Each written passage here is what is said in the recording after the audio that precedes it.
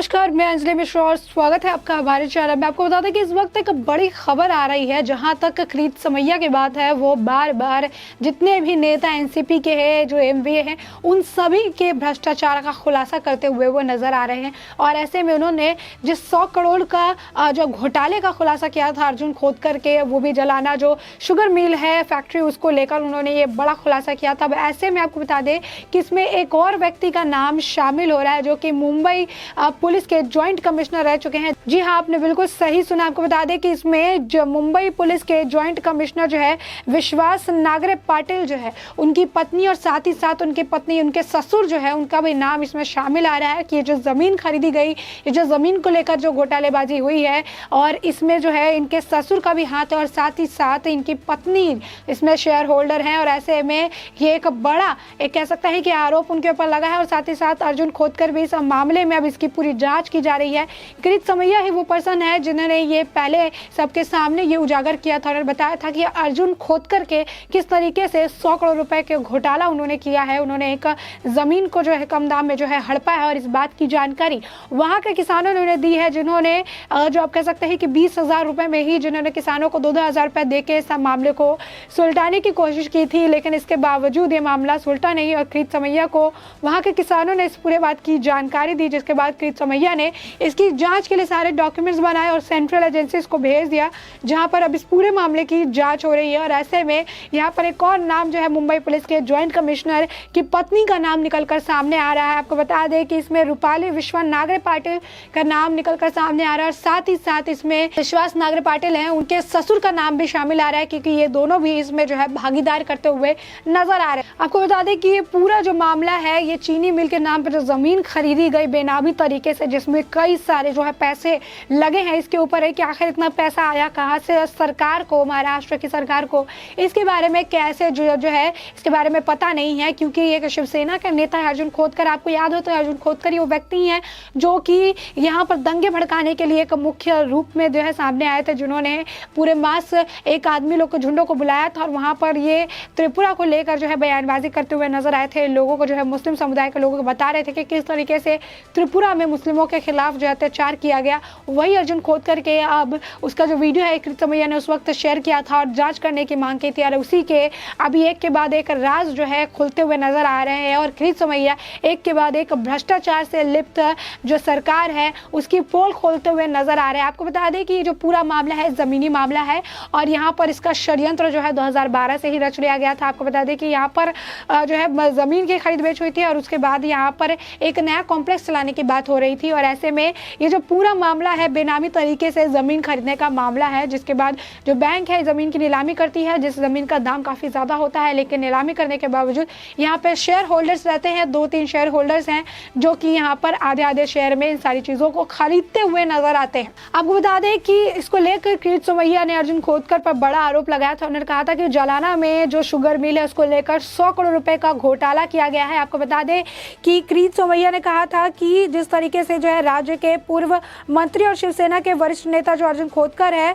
वो 100 करोड़ घोटाले का उन पर आरोप लगाया था। उन्होंने कहा था कि जिस तरीके से जो जालना जिले में स्थित रामनगर की जो चीनी मिल है, उसके सहारे खोतकर ने 100 करोड़ का घोटाला किया है। उस चीनी मिल के सहारे 100 करोड़ का, यहाँ पे आप देख सकते हैं कि महाराष्ट्र की सरकार में क्या हो रहा है। एक तरफ जो है 100 करोड़ की मनी लॉन्ड्रिंग का मामला सामने आ रहा है, तो एक तरफ शिवसेना के वरिष्ठ नेता है अर्जुन खोतकर, उनके ऊपर जो है अब 100 करोड़ की इस तरीके की जो मामला, घोटाले का मामला फिर से सामने देखने के लिए मिल रहा है। आपको बता दें कि सबूतों के साथ घोटाले की उन्होंने शिकायत जो है, जितने भी उनको सबूत मिले थे उसकी शिकायत उन्होंने सेंट्रल एजेंसीज को कर दी है। उन्होंने इसके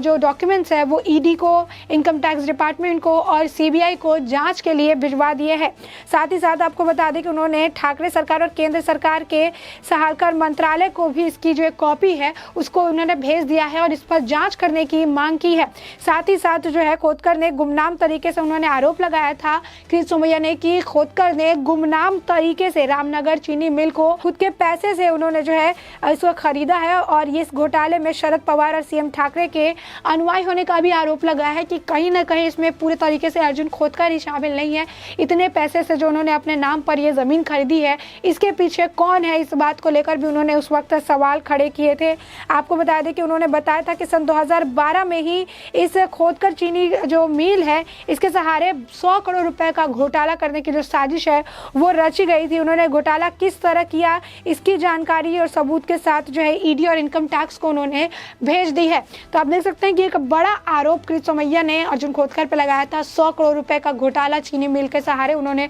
जलाना चीनी मिल के सहारे उन्होंने किया है। उसमें जब बता दें कि शेयर होल्डर जो है मुंबई पुलिस के ज्वाइंट कमिश्नर जो है उनका नाम सामने आ रहा है, उनकी पत्नी जो है रूपाली का नाम सामने आ रहा है, साथ ही साथ उनके ससुर जो है, ये दो इस पूरे मामले में शेयर होल्डर के तौर पर निकल कर आए। तो इस वक्त महाराष्ट्र की सरकार किस तरफ जा रही है आप देख सकते हैं, एक के बाद एक भ्रष्ट नेता आ रहे हैं। अभी उद्धव ठाकरे की सरकार के 23 मंत्रियों पर जांच बैठे हैं, अलग अलग मामले हैं, अलग अलग घोटाले निकल कर सामने आ रहे हैं। अभी एक भावना पटेल के नाम पे भी 70 करोड़ रुपए का इसी तरीके का एक घोटाला निकल कर सामने आया, जिस पर जांच हो रही है। ईडी समन जारी कर रही है और समन जारी करने के बाद उनके जो सहयोगी है उन्हें पकड़ा गया। इस दौरान उन्हें यह भी पता चला कि 18 करोड़ रुपए की हेरफेर की गई है। यानी महाराष्ट्र सरकार में एक के बाद एक मंत्रियों पर घोटाले के जो मामले हैं, भ्रष्टाचार के जो मामले हैं वो देखने के लिए सामने आ रहे हैं। लेकिन इस पर शरद पवार कुछ कहते हुए नजर नहीं आ रहे, ना ही उद्धव ठाकरे कुछ कहते हुए नजर आ रहे हैं, क्योंकि अब इनके सरकार पर सवाल उठ रहे हैं, इनके सरकार के मंत्रियों, नेताओं पर, वरिष्ठ नेताओं पर सवाल खड़े हो रहे हैं। और इसीलिए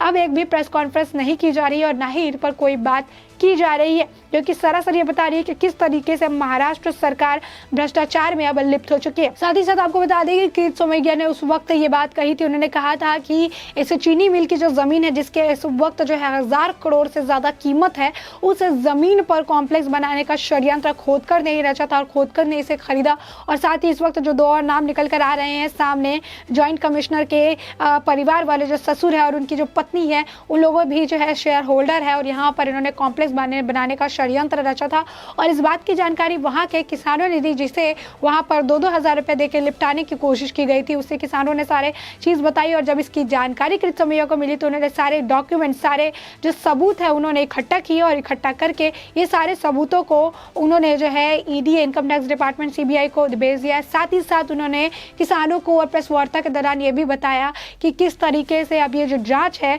वो काफी बेहतर तरीके से चल रही है और आने वाले वक्त में जो जांच में कई बड़े खुलासे होते हुए नजर आएंगे। जैसे कि इस वक्त जो ज्वाइंट कमिश्नर जो है उनके पत्नी और उनके ससुर का जो नाम सामने आ रहे हैं, इसी तरीके के और बहुत बड़े बड़े खुलासे होने वाले हैं कि आखिर इतना पैसा आया कहां से, जो इस वक्त जिस जमीन की कीमत जो है 1000 करोड़ रुपए जो है बताई जा रही है। और ऐसे में ऐसी जमीन को खरीद कर उस पर कॉम्प्लेक्स बनाने का षड्यंत्र 2012 से रचा जा रहा था। तो आखिर इस षड्यंत्र का पीछे कौन है? साथ ही साथ आपको बता दें कि कृत सोमैया ने पूरे महाराष्ट्र सरकार पर सवाल उठाया। उन्होंने कहा कि महाराष्ट्र की सरकार जो है, शरद पवार जो है, साथ ही साथ उद्धव ठाकरे जो हैं, वो लूट खसोट की सरकार चला रहे हैं, जनता को लूटने का काम कर रहे हैं। कई सारी बेनामी जमीन है जिसे उन्होंने अपने नाम पे कर लिया है, जिसके बारे में कोई पूछता नहीं, कोई बात नहीं करता है। और कृत सोमैया तब तक शांत नहीं बैठेंगे जब तक महाराष्ट्र की सरकार के सारे भ्रष्टाचार को लोगों के सामने नहीं रख देते हैं। तो एक बड़ा बयान आप कह सकते हैं कृत सोमैया की तरफ से आया है। साथ ही साथ आपको बता दें कि जब अर्जुन खोतकर को इस बारे में पता चला था, जब अर्जुन खोतकर को ये बार बार सुनाई दिया था कि जो कृत सोमैया है वो उन्होंने इन पर 100 करोड़ के घोटाले का आरोप लगाया है, तो उन्होंने अपने बचाव में आए थे और अपने बचाव में उन्होंने कहा था कि कृत सोमैया जो है आने वाले चुनाव में उनके एक जो है प्रतियोगी है और ऐसे में प्रतियोगी की बातों का भरोसा नहीं करना चाहिए। वो कुछ भी आरोप लगा सकते हैं, कुछ भी कहते हुए नजर आ सकते हैं। और साथ ही साथ आपको बता दें कि कई सारे आरोप और प्रत्यारोप लगाए गए थे और ऐसे में कृत सोमैया ने शरद पवार पर भी सवाल खड़े किए थे, उद्धव ठाकरे पर भी सवाल खड़े किए थे। उन्होंने कहा था कि अनिल देशमुख जेल के पीछे जो है, सलाखों के पीछे है, जो कि काफी दुर्भाग्यपूर्ण है। इसके बावजूद शरद पवार उनका सपोर्ट कर रहे हैं, उसके बावजूद जो है उद्धव ठाकरे उनका समर्थन कर रहे हैं, जो कि सच में दुर्भाग्यपूर्ण है और इनका सिर जो है शर्म से झुकना चाहिए। लेकिन इसके बावजूद ये कहते हुए नजर आते हैं कि इसका खामियाजा भाजपा को भरना पड़ेगा, जहां पर एक महाराष्ट्र की सरकार के 23 मंत्रियों पर अलग अलग घोटाले को लेकर, अलग अलग मामले को लेकर जांच चल रही है। वो इस तरीके की बात करते हुए नजर आ रहे हैं, जिसके एक के बाद एक नेता के अलग अलग घोटाले उजागर होते हुए नजर आ रहे हैं। तो ऐसे आपने जाना कि इस वक्त जो है ये चीनी शुगर मिल का क्या जो है पूरा माजरा है और ऐसे में अब कितने नाम जो है निकलकर सामने आ रहा है, जिसमें अब मुंबई पुलिस के जो आप बता रहे हैं ज्वाइंट कमिश्नर है, उनकी पत्नी का नाम निकलकर सामने आया, रूपाली विश्वास नागरे पाटिल, और साथ ही साथ ससुर भी जो है इसमें शेयर होल्डर है जिनका नाम निकलकर सामने आ रहा है। आखिर इतने पैसे आ कहाँ से रहा है, कहाँ से ये इन्वेस्टमेंट हो रहा है, ये अब सब लोगों का सवाल है कि इस पर क्या सरकार जवाब देगी। अब ऐसे में आने वाले वक्त में सरकार इस पर जवाब देती है, ये क्या करती है, ये तो वक्त के साथ ही पता चलेगा। लेकिन तब तक के लिए इस पूरे मामले पर आपकी जो भी राय हो हमें कमेंट सेक्शन में कमेंट करके ज़रूर बताएं।